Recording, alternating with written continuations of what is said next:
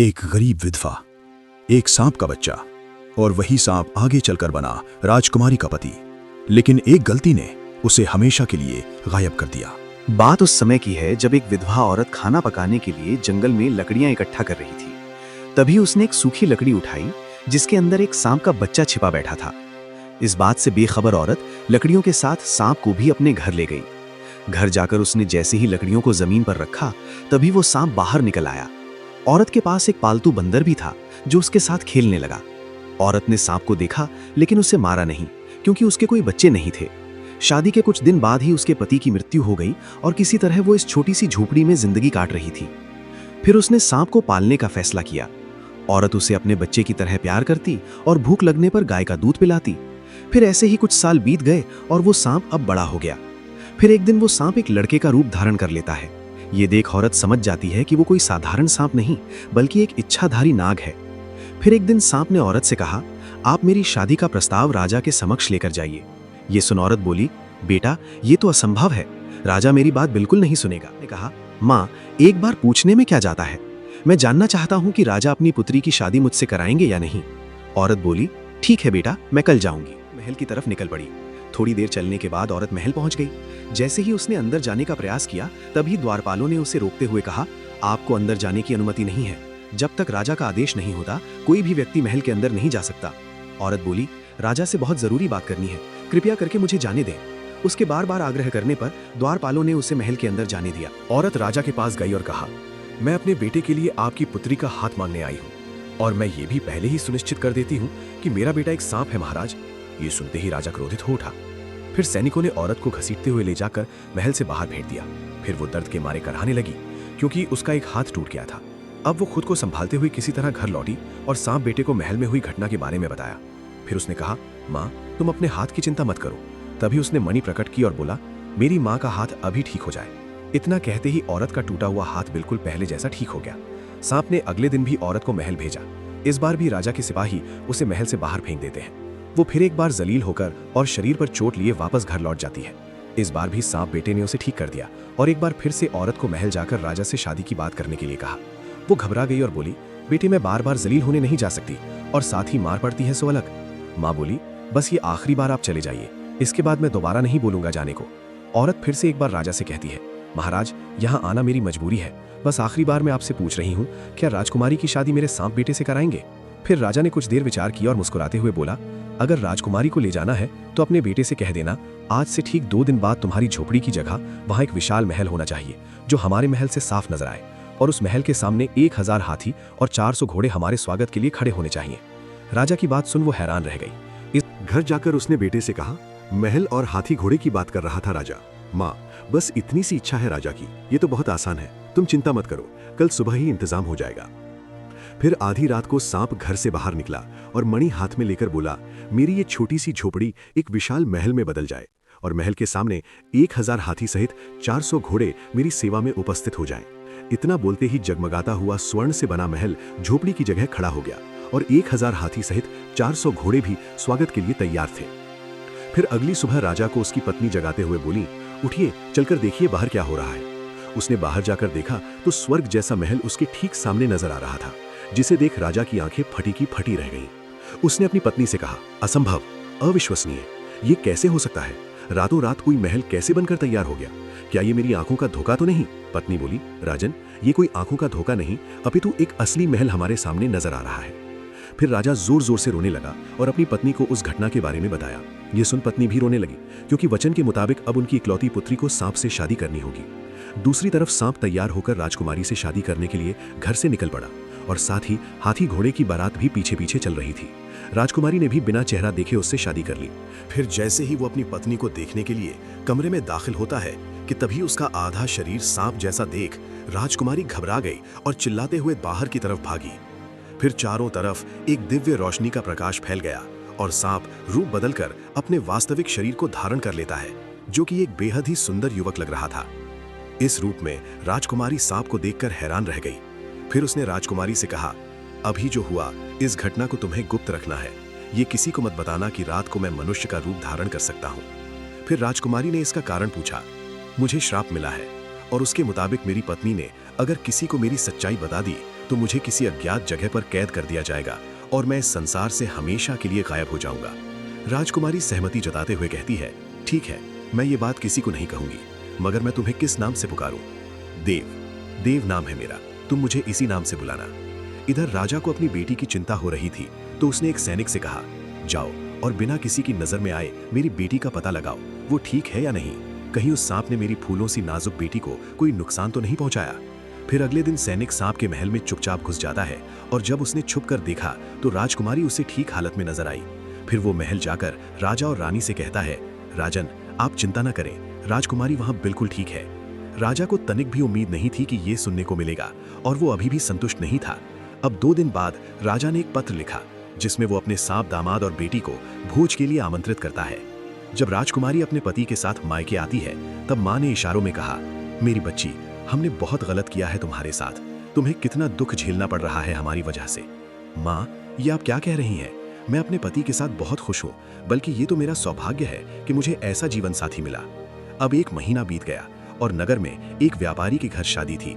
उसने राजा और राजकुमारी तो सांप ने कहा, मेरी प्यारी पत्नी, तुम पहले जाओ, मैं सूरज ढलते ही इंसानी रूप में वहां आ जाऊंगा। मैं तुम्हें फिर से याद दिला दूं, ये बात किसी से कहना नहीं कि मैं दिन में सांप और रात में एक मनुष्य का रूप ले सकता हूं। इस बात का ध्यान रहे, नहीं तो तुम्हें पता है कि इसका अंजाम क्या होगा मेरे साथ। पति के कहे अनुसार राजकुमारी उस भव्य समारोह में अकेले ही चली जाती है। अब सूरज ढलते ही सांप ने अपना रूप बदला और वो भी निकल पड़ा। फिर जैसे ही वो समारोह में पहुंचता है, उसके चेहरे का तेज देखकर लोगों की आंखें खुली की खुली रह गईं। सबके मन में बस एक ही विचार चल रहा था कि इतना सुंदर युवक आखिर कौन है। इधर राजकुमारी बैठी अपने पति को देख रही थी कि तभी उसकी माँ वहां आकर बोली, बेटी, तुमने देखा ना कितना सुंदर युवक है। सबकी निगाहें बस उसी पर टिकी हैं। काश दामाद जी सांप न होकर ऐसा ही कोई सुंदर युवक होते। माँ की बात उसे कांटे की तरह चुभी और क्रोधित होकर राजकुमारी बोली, माँ, आप मेरे पति को ताना मारना बंद कीजिए, और जिस सुंदर युवक को आप देख रही हैं वो कोई और नहीं बल्कि मेरे पति हैं और उनका नाम देव है। उसके इतना बोलते ही देव वहां से अदृश्य हो गया, जैसे वो कभी था ही नहीं। ये देख राजकुमारी घबराकर अपने सांप पति को तलाशने लगती है, मगर उसे वो कहीं नजर नहीं आता। पति के ना मिलने पर अब वो जोर जोर से रोने लगी। ये देख माँ ने कहा, मेरी बच्ची, तुम रो क्यों रही हो? आखिर ऐसा क्या हो गया? मुझसे बहुत बड़ी भूल हो गई माँ, जो मैंने आपको उनकी सच्चाई बता दी, मगर अब कुछ नहीं हो सकता। मेरे पति मुझे छोड़कर हमेशा के लिए जा चुके।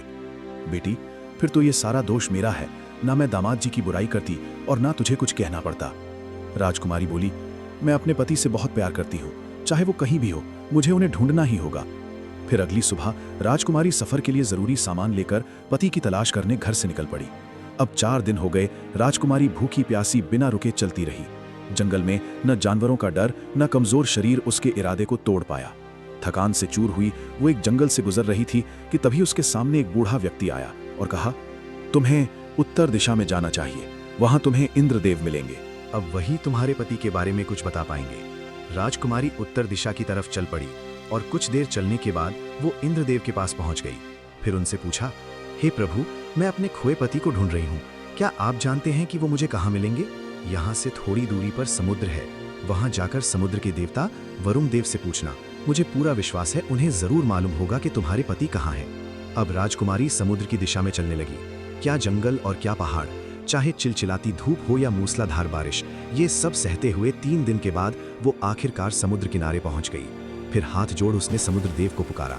उनके आते ही राजकुमारी ने रो रो कर अपने पति के बारे में बताया, कैसे वो एक पल में ही कहीं गायब हो गए। प्रभु, अब तो कई दिन बीत गए उन्हें गायब हुए। मैं आपसे विनती करती हूँ कि कृपया कर मुझे एक बार उनका पता बता दें, नहीं तो मैं उनकी तलाश करते हुए अपने प्राण त्याग दूंगी। ये सुन वरुण देव बोले, तुम्हें प्राण त्यागने की कोई आवश्यकता नहीं है, तुम्हारे पति सही सलामत है, लेकिन वे समुद्र के उस पार दूसरे छोर पर जंगलों के बीच एक खूंखार चुड़ैल के कब्जे में है, जो आत्माओं से सौदा कर उन्हें छल पूर्वक अपना गुलाम बना लेती है। इस पर राजकुमारी कहती हैं, चाहे वो कितनी ही ताकतवर चुड़ैल क्यों ना हो, मैं वहां जाऊंगी और उसके चंगुल से अपने पति को छुड़ाकर वापस लेकर आऊंगी। बस आपसे इतनी ही गुजारिश है, मुझे समुद्र पार उस जगह तक पहुंचा दें। तुम्हारी यही इच्छा है तो ठीक है, मैं तुम्हें वहां ले जाऊंगा। फिर उन्होंने एक मछली का रूप धारण किया और राजकुमारी उनके पीठ पर बैठ गई। अब वे तूफान की रफ्तार से तैरते हुए बस कुछ ही क्षणों में समुद्र पार कर दूसरे छोर पर राजकुमारी को पहुंचा दिया। अब जैसे ही वो एक पेड़ के नीचे आराम करने बैठी कि तभी एक भयानक हंसी उस जगह गूंजने लगी। फिर पल भर में ही चुड़ैल राजकुमारी के सामने प्रकट हुई। वो भागती उससे पहले ही चुड़ैल ने उसे पकड़ लिया और उठाकर अपने साथ ले गई। जब वो राजकुमारी को अपने घर लेकर आई, वहीं पिंजरे में कैद देव ने अपनी पत्नी को तुरंत पहचान लिया। राजकुमारी ने भी उसे देख लिया था, मगर वे दोनों ही खामोश रहे। अब चुड़ैल कहती है, तुम यहीं रहना, मैं शिकार करने जा रही हूं। अगर कहीं भागने की कोशिश की तो मैं तुम्हें कच्चा खा जाऊंगी। इतना बोलकर वो चली गई। उसके जाते ही राजकुमारी ने अपने पति को कैद से बाहर निकाला और एक दूसरे के गले लग गए। मगर चुड़ैल गई नहीं थी। उसने छुपकर सब कुछ देख लिया। फिर वो मन ही मन सोचने लगी, मुझे पहले ही संदेह था कि ये दोनों पति पत्नी हैं। जब वो शिकार करके वापस लौटी तो उसने दोनों को पेट भर के हिरन का मांस खिलाया ताकि वो बाद में उन्हें स्वाद लेकर खा सके। अगले दिन चुड़ैल ने राजकुमारी से कहा, मैं बाहर जा रही हूँ, जब मैं वापस लौटूं तो मुझे इंसानी मांस पका हुआ चाहिए। ध्यान रहे, अगर तुमने ये बात नहीं मानी तो मैं तुम दोनों में से किसी एक को खा जाऊंगी। ये सुन बेचारी घबरा गई। अब वो सोच में पड़ गई कि इंसानी मांस कहाँ से लाया जाए। पत्नी को चिंता में देख वीर ने पूछा, तुम इतनी परेशान क्यों हो? चुड़ैल ने मुझे इंसानी मांस पकाने का आदेश दिया है। अगर ऐसा नहीं किया तो वो हम दोनों में से किसी एक को खा जाएगी। वीर ने कहा, तुम चिंता मत करो, मैं गोश्त का इंतजाम करता हूँ। अब वो जंगल गया और एक 12 सिंगे का शिकार कर उसे घर ले आया और उसे कई टुकड़ों में काटकर वीर ने मांस में अपने खून की कुछ बूंदें मिलाकर उसे अच्छे से पका दिया। शाम को चुड़ैल जब घर आई तो उसने कहा, क्या तुमने मेरे खाने का बंदोबस्त किया? राजकुमारी बोली, हाँ, जैसा तुमने कहा था मैंने अपना काम पूरा किया। जब उसने मांस चखा तो सोचने लगी, ये कमजोर सी दिखने वाली लड़की आखिर इंसानी मांस कहाँ से लेकर आई? मुझे लगता है इसके पति ने ही कुछ किया होगा। अगले दिन चुड़ैल ने फिर से कहा, मैं जा रही हूँ और जब मैं वापस लौटूं तो एक बर्तन इंसानी खून से भरा हुआ चाहिए। अब उसने अपनी एक उंगली काटी, ये सोचकर कि वो अपने खून से बर्तन को भर देगी। जब उसका पति वहां आया तो पत्नी का हाथ खून में सना हुआ देख वो बोला, तुम्हारे हाथ में चोट कैसे लगी? देखो कितना खून बह रहा है। तब राजकुमारी ने रोते हुए कहा, चुड़ैल ने खून से भरा एक बर्तन मांगा है और चेतावनी दी है कि अगर मैंने ऐसा नहीं किया तो अंजाम अच्छा नहीं होगा। तुम कितनी नादान हो जो अपने खून से बर्तन भरने चली। अगर तुमने अपने शरीर का एक एक बूंद खून भी निकाल लिया तब भी ये बर्तन नहीं भरेगा। तुम जाओ, अपने हाथ का खून रोको और ये काम मुझ पर छोड़ दो।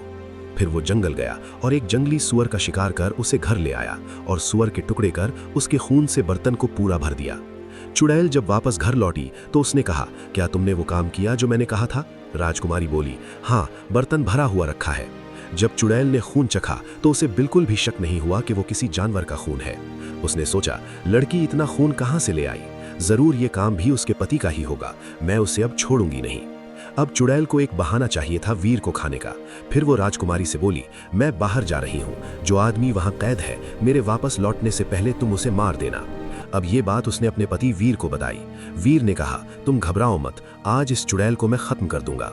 अब वो अपना रूप बदलकर एक बूढ़ा इंसान बन गया और एक कुल्हाड़ी लेकर जंगल में लकड़ी काटने निकल पड़ा। इधर चुड़ैल जंगल में शिकार तलाश रही थी। तभी उसने महसूस किया कि कोई इंसान आसपास ही है और उसकी गंध का पीछा करते हुए वो बूढ़े वीर तक आ पहुंची और उसके पास जाकर बोली, ए बूढ़े इंसान, तुझे डर नहीं लग रहा जो तू मेरे जंगल से लकड़ियां काटने की गुस्ताखी कर रहा है? इसके लिए मुझे क्षमा करें, मैं तो बस एक जवान लड़के के लिए ताबूत बना रहा हूँ। चुड़ैल ने पूछा, आखिर कौन था वो जिसकी मृत्यु हुई? था एक नौजवान जिसकी पत्नी ने ही उसे चाकू से मार दिया। ये सुनकर चुड़ैल बहुत खुश हुई। उसने सोचा, आखिर लड़की ने खुद की जान बचाने के लिए अपने पति को मार दिया। लगता है मुझसे गलती हो गई, ये ताबूत मैंने उसके कद से छोटा बना दिया, अब मुझे दूसरा बनाना पड़ेगा। तभी चुड़ैल बोली, मैं इसमें लेट कर देखती हूँ, क्योंकि वो मेरे ही कद का था, मैं उसे जानती थी। जैसे ही वो उसमें लेटी, वीर ने तुरंत ताबूत को बंद कर उसमें आग लगा दी। देखते ही देखते चुड़ैल ताबूत के साथ जलकर भस्म हो गई। अब वीर श्राप से मुक्त होकर अपनी पत्नी के साथ वहां से चला गया।